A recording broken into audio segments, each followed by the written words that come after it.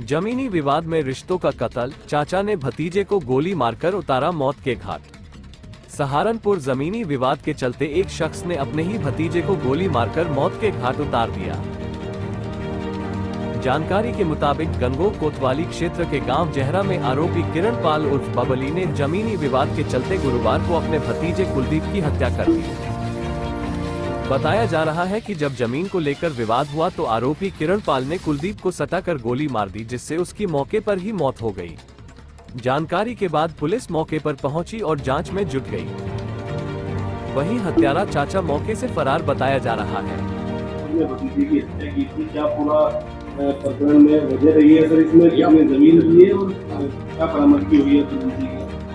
थाना गंगोह के ग्राम जहरा में 4 तारीख को सूचना प्राप्त हुई कि एक जो है चाचा ने अपने भतीजे की गोली मारकर हत्या कर दी है और उसकी मौके पर ही मृत्यु हो गई है। इस संबंध में जब थाना गंगोह की पुलिस तत्काल मौके पर पहुंचती है, क्षेत्राधिकारी और मेरे द्वारा भी घटनास्थल का निरीक्षण किया जाता है एवं फील्ड यूनिट द्वारा भी जरूरी साक्ष्य संकलन की कार्रवाई वहां की जाती है। उसके बाद शव को जब कब्जे में लेकर पोस्टमार्टम के लिए भिजवाया जाता है और वादी की तहरीर पर, जो कि मृतक के बड़े भाई हैं, उनकी तहरीर पर ही मुकदमा पंजीकृत किया जाता है।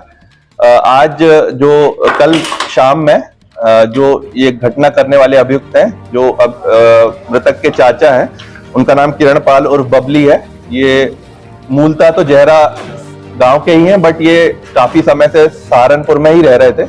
इन्हें कल गिरफ्तार किया गया है और आज इन्हें माननीय न्यायालय में पेश किया जा रहा है। इन्होंने बताया कि जो घटना का जो इनका मोटिव था कि दादालाई संपत्ति और मकान के बंटवारे को लेकर था। कुछ पिछले 1-2 हफ्ते से इनके बीच में विवाद चल रहा था चाचा और भतीजा में।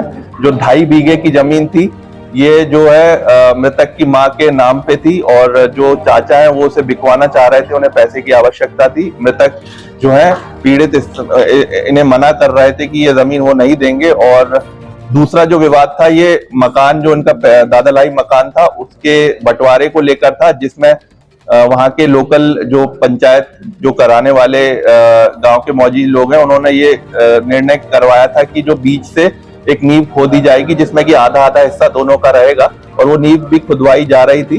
कल जब ये नींव खोद रहे थे तो जो मृतक वहां पर पहुंचे और दोनों के बीच इसी बात को लेकर बहसबाजी हुई और फिर उन्होंने ये घटना कारित की है। कल शाम में ही उन्हें गिरफ्तार कर लिया गया है और आज उन्हें माननीय न्यायालय पेश किया जा रहा है और एक अवैध तमंचा और एक खोखा 315 बोर की बरामदगी हुई है और इसमें विधिक कार्रवाई जो है प्रचलित। तो क्या पंचायत जब हुई तो पुलिस के सामने कोई बात नहीं हुई? जी, ये क्योंकि बहुत पुराना मामला नहीं था, कोई किसी प्रकार की हिंसक घटना नहीं हुई थी, कोई मारपीट नहीं हुई थी। उन्होंने बैठकर पंचायत की थी गांव के मौजूद लोगों में। उस समय दोनों द्वारा सहमति भी जताई गई थी, तो ये पुलिस और प्रशासन तक ये बात नहीं पहुंची थी। इनका बहुत पुराना मामला नहीं है, अभी पिछले 1 हफ्ते का ही मामला था और उन्होंने ये घटना कर दी है।